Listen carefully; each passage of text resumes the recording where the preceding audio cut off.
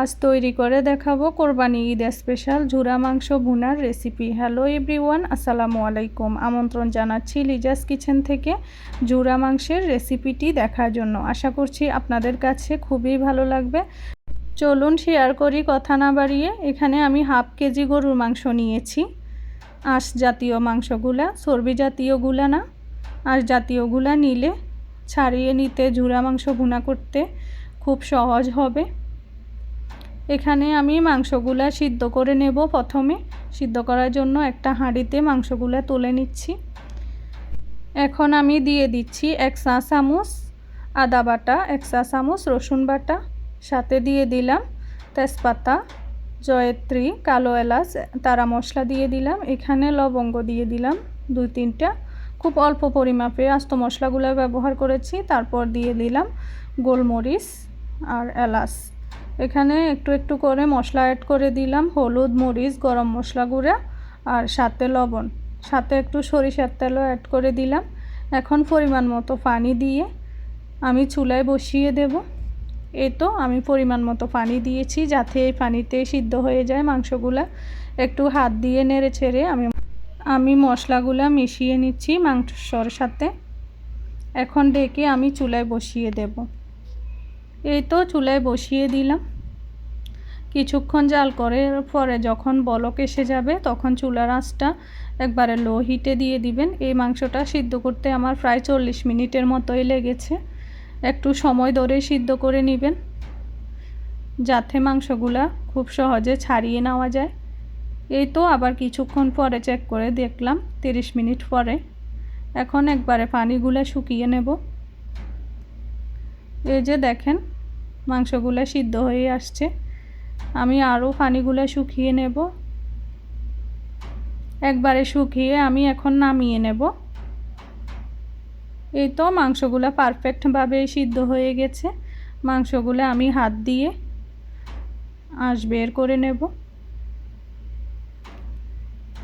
এখন চুলায় একটি ফ্রাই প্যান বসিয়ে পরিমাণ মতো সরিষার তেল দিয়ে দিলাম। আপনারা চাইলে সয়াবিন তেল দিয়েও রান্না করে নিতে পারবেন। এখন দিয়ে দিচ্ছি 3টা বড় সাইজের পেঁয়াজ কুচি করে। কোরবানি ঈদে তো কম বেশি সবার ঘরে মাংস থাকে। যারা একঘেয়েমি রান্না করে করে মাংস খেতে খেতে যখন অনীহা চলে আসবে, এরকম ঝুরা ভেজে খেতে অনেক ভালো লাগে।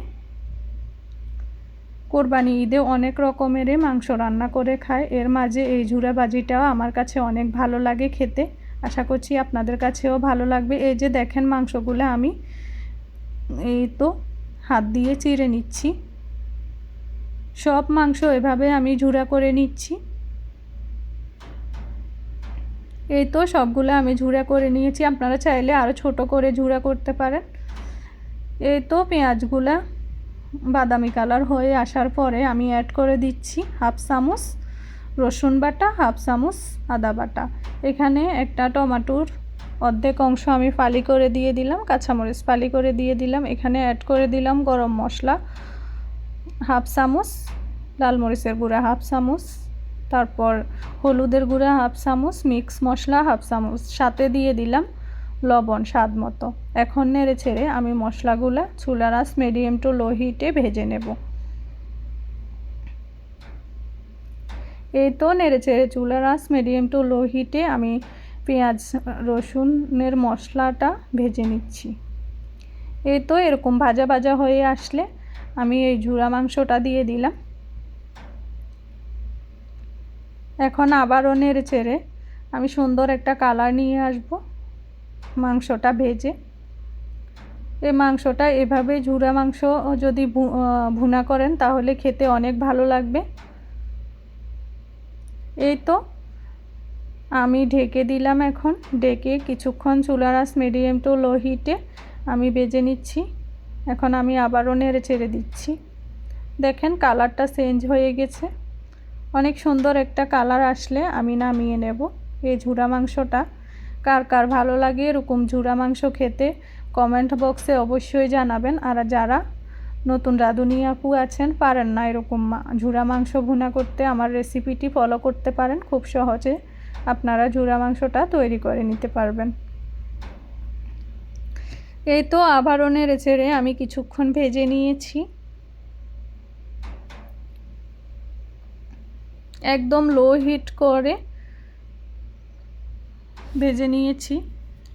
এই যে দেখেন কালারটা অনেক সুন্দর আসছে, দেখতে যেমন লোভনীয় হয়েছে, খেতেও অনেক মজার ছিল। আশা করছি আপনাদের বাসার সবাই পছন্দ করবে। এখন আমি নামিয়ে নিয়েছি, একটা সার্ভিং প্লেটে সার্ভ করে নিচ্ছি। এই তো আমি সার্ভিং প্লেটে সার্ভ করে নিচ্ছি।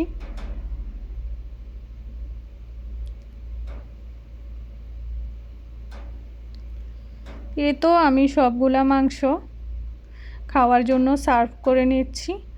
আমার ফ্যামিলির সবাই পছন্দ করেছে, আশা করছি আপনার ফ্যামিলির সবাইও পছন্দ করবে আর আপনার প্রশংসা করবে এভাবে যদি ঝুরা মাংস ভুনা করে দেন। সবাই ভালো থাকবেন, আবারও হাজির হব পরবর্তী কোনো রেসিপি নিয়ে। আল্লাহ হাফেজ।